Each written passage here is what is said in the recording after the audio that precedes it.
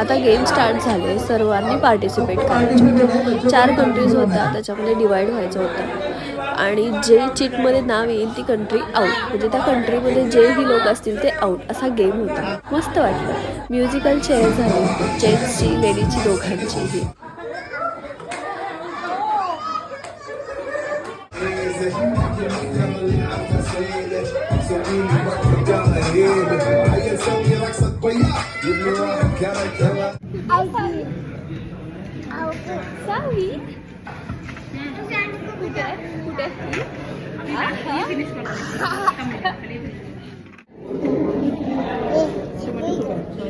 Dinner झाल्यानंतर सर्वांना gift दिले. देन फोटो सेशन स्टार्ट केलं. लहान मुलांचेही फोटो काढले.